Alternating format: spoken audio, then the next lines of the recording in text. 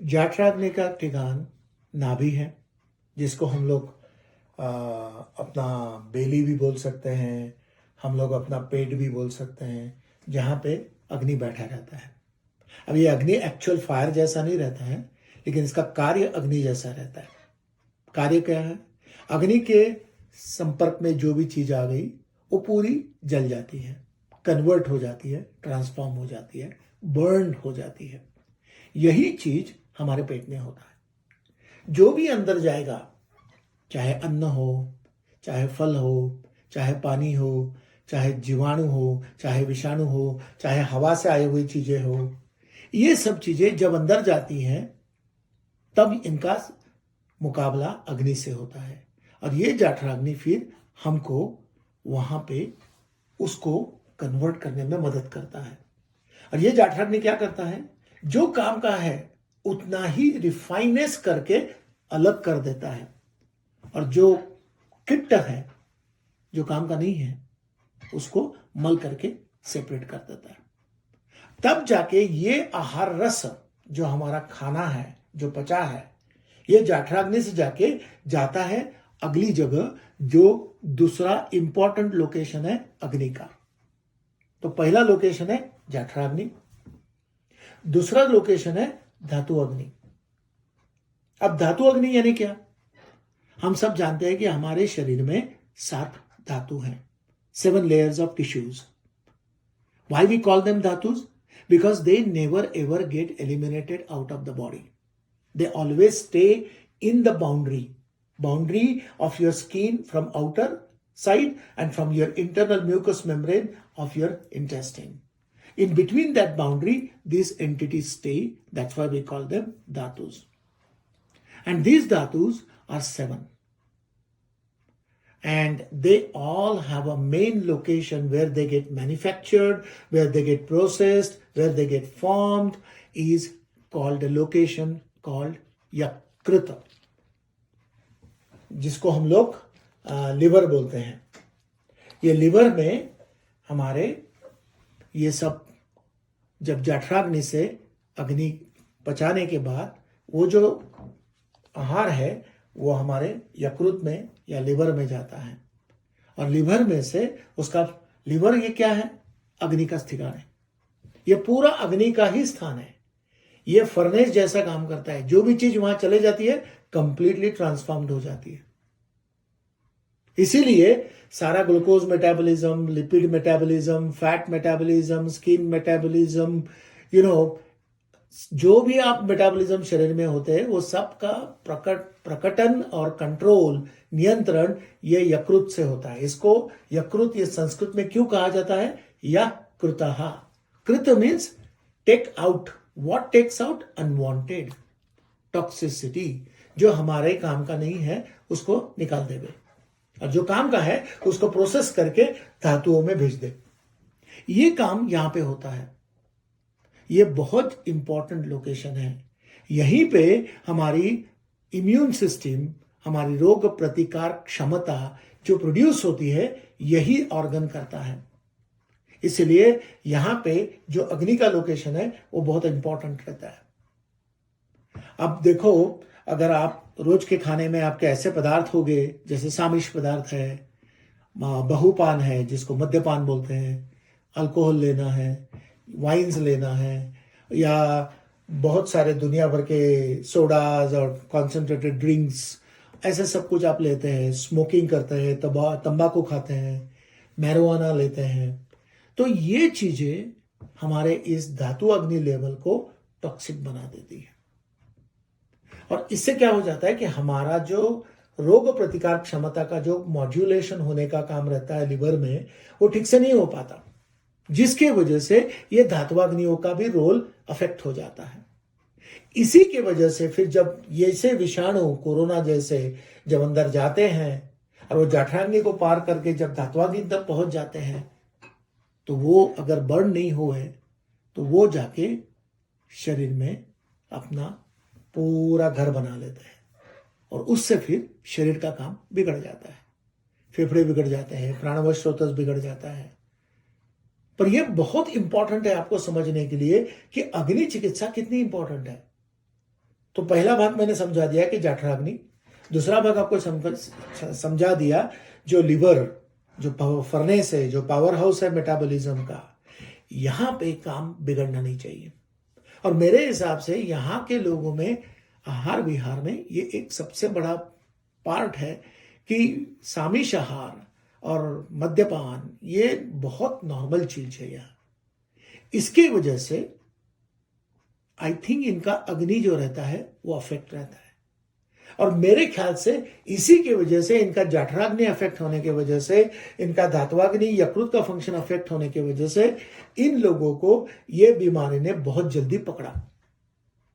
इससे इनका प्राणवायु स्रोतस अफेक्ट हो गया, इनका रसवायु स्रोतस अफेक्ट हो गया, और इसी के वजह से ये लोग बहुत ज्यादा suddenly acute stage of disease process में चले गए, जबकि वहां से उनको निकलना मुश्किल हो गया और उसके वजह से बहुत सारे लोग चले गए।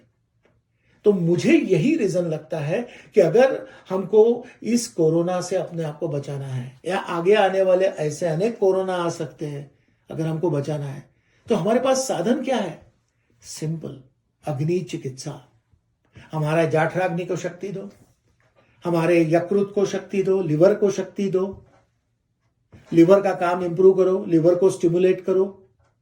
और लिवर ही सबसे इंपॉर्टेंट धातु बनाता है जो ऐसे टॉक्सिन्स की वजह से अफेक्ट हो जाता है, जिसका नाम है प्लाज्मा। आजकल प्लाज्मा थेरेपी की बहुत बात चल रही है। क्यों चल रही है? क्योंकि प्लाज्मा ये न्यूट्रिएंट फ्लूइड है, ये इलेक्ट्रोलाइट्स लेके, फ्लूइड्स लेके पूरे शरीर में पानी जैसा हाइड्रेट करता है शरीर को। ये एक ऐसा धातु है जो पूरे आगे के 6 धातुओं को संभालता है, उनका पोषण करता है, उनका नरिशमेंट करता है। तो ये रस धातु का अग्नि अगर अफेक्ट हो गया तो इसके वजह से रस धातु का फंक्शन अफेक्ट हो जाता है, और उसका फंक्शन अफेक्ट हो गया तो ये जो जैसे विषाणु है वहां चले गए तो तुरंत उसका अग्नि पहला काम करता है, सिम्टम देता है। और वो सिम्टम क्या रहता है? ज्वर, राइज इन टेम्परेचर, फीवर। अब देखिए कोरोना में फीवर का कितना सिग्निफिकेंस है। अब ये फीवर आना, इसका मतलब रस धातु बता रहा है कि मेरे इलेक्ट्रोलाइट फ्लूइड में कुछ तभी टॉक्सिक आ गया है, क्योंकि ये जो प्लाज्मा रहता है ये हमेशा प्योर रहना चाहिए, प्रिस्टीन, क्लियर। इसमें कोई भी विषाणु रह नहीं सकते, अगर रह गए तो इन्फेक्शन हो जाता है, और यही इन्फेक्शन फिर आगे जाके आगे के धातुओं को पकड़ता है, और ये ऑल द वे तुम्हारी इम्यून सिस्टम को पकड़ सकता है, अफेक्ट करता है, ओजस को अफेक्ट करता है, which is nothing but immunity. इसका डायरेक्ट कनेक्शन है। इसीलिए मेरे हिसाब से पहला इंपॉर्टेंट अग्नि है जठराग्नि जो पेट में है, दूसरा इंपॉर्टेंट है धातु अग्नि, और उस धातु अग्नि में सबसे इंपॉर्टेंट है लिवर, और लिवर में सबसे इंपॉर्टेंट है रस अग्नि। और यही रस अग्नि अगर बिगड़ गया तो इसका जो मलभाव है, जो इसका वेस्ट बनता है रस धातु में, वो है फ्लेम, म्यूकस। और ये म्यूकस फिर सिक्रीशंस होके म्यूकस मेम्ब्रेन में से प्राणवायु स्रोतस में अपने चले जाता है। सो रसवायु स्रोतस से ये इन्फिल्ट्रेट करके प्राणवायु स्रोतस में इन्फिल्ट्रेट कर देगा, जिससे कि फेफड़े, अपना साइनस, अपना गला, अपनी पूर्ण श्वसन नलिका, ये सब इन्फ्लेम्ड हो जाती है, अफेक्ट हो जाती है। इसमें फ्लेम फॉर्म होने लगती है, सिक्रीशंस आ जाते हैं, इससे सैचुरेशन अफेक्ट हो जाता है, कार्बन डाइऑक्साइड फंसने लगता है, ऑक्सीजन का सैचुरेशन कम हो जाता है। न्यूयॉर्क में ऐसा देखा गया कि लोगों का सैचुरेशन जो 97-93% था वो 60 से उतर के 60% तक चले गया है। जब वो पेशेंट देखने के लिए हॉस्पिटल में आता है तब उनका सैचुरेशन लेवल 60% तक ड्रॉप हो गया था। इसका मतलब क्या हो गया कि प्राणवायु स्रोतस इतना अफेक्ट हो गया। अब ये प्राणवायु स्रोतस अफेक्ट होने का कारण क्या है? यही कारण है कि बाहर के हवामान ठंडा बा, damp, cold, plus staying always in the air condition, plus drinking, सब चीजें ठंडी ठंडी लेना है, पानी ठंडा पीना है, हो सके तो उसमें आइस क्यूब्स डाल के पियो, जो ड्रिंक्स पीना है वो ठंडे पीना है, ऑन द रॉक्स पीना है, या तो जो भी मिल्क प्रोडक्ट्स लेने हैं, आइसक्रीम लेना है, योगर्ट खाना है तो पूरा बोल भर के योगर्ट खाना है। इसके वजह से एक आहार की बराबर आहार नहीं रहने की वजह से ये जो अग्नि अफेक्टेड है उसके वजह से ये स्रोतस अफेक्ट हो जाते हैं। और फिर ऐसे लोगों की इम्यूनिटी काम नहीं करती, और जब ऐसे विषाणु आ जाते हैं तो वो फट से इन स्रोतसों को शट डाउन कर देते हैं, जिसकी वजह से अगर प्राण का काम बंद हो गया स्रोतस का, पर्सन इज डाइड। तो इसको ठीक करने के लिए हमें करना क्या चाहिए फिर? हमें सिर्फ मोस्ट इंपॉर्टेंटली प्राणव स्रोतस को क्लीन रखना चाहिए और हमारे रस अग्नि की शक्ति बढ़ाना चाहिए। अगर हमारा रसाग्नि की शक्ति बढ़ गई तो रस में से जो मल फॉर्म में, वेस्ट फॉर्म में जो म्यूकस बनने के चांसेस है, फ्लेम बनने के चांसेस है, वो कम हो जाते हैं। तो ये आप समझ लीजिए कि आपको एज ए चिकित्सक, आयुर्वेद का मैं एक प्रैक्टिशनर हूं, मैं मिक्स प्रैक्टिस करता हूं, कोई हरकत नहीं। पर मेरे पास कोई अगर पेशेंट आता है कि भाई मेरे को इससे प्रिवेंशन के लिए मेरे को क्या करना चाहिए, आपको उनको सीधा सीधा बताना चाहिए कि भैया आपने इनको दीपन और पाचन कराना चाहिए। मतलब क्या? जाठराग्नि की शक्ति बढ़ाओ, अग्नि की शक्ति बढ़ाओ। अब अग्नि की शक्ति बढ़ाने के लिए हमको अग्नि से दोस्ती किसकी है? अन्न से, फूड से। अन्न जो हम खाना खाते हैं वही अग्नि को शांत करता है। अपने को भूख लगती है, फिर हम क्या करते हैं? खाना ढूंढते हैं, खाना पकाते हैं, खाना खाते हैं। अगर हमको खाना नहीं मिला 12 घंटे, हमारी हालत खराब हो जाती है। अगर 24 घंटे नहीं मिला और हालत खराब हो जाती है। 48 घंटे अगर हमको खाना नहीं मिला, हम लोग उठना कठिन हो जाता है हमको। 72 घंटे अगर आपको खाना नहीं मिला, हम सो जाते हैं, हमारे में शक्ति नहीं रहती उठ के बैठने की। तो ये क्या हो गया? ये ऐसा हो गया कि अग्नि को उसकी शक्ति नहीं मिली, दैट इज अन्न। सो अन्न और अग्नि, फूड और fire, they work together, they are buddies. तो अन्न कैसा चाहिए? जो अग्नि की शक्ति को कम नहीं करेगा, अग्नि की शक्ति को भी बढ़ाएगा और अग्नि को भी खुश रखेगा। ऐसा आहार लेना चाहिए, ऐसा आयुर्वेद बोलता है। तो ऐसा आहार लेने के लिए क्या करना चाहिए? हमेशा गरम गरम खाना खाना चाहिए, ताजा खाना खाना चाहिए, लेफ्ट ओवर खाना नहीं चाहिए।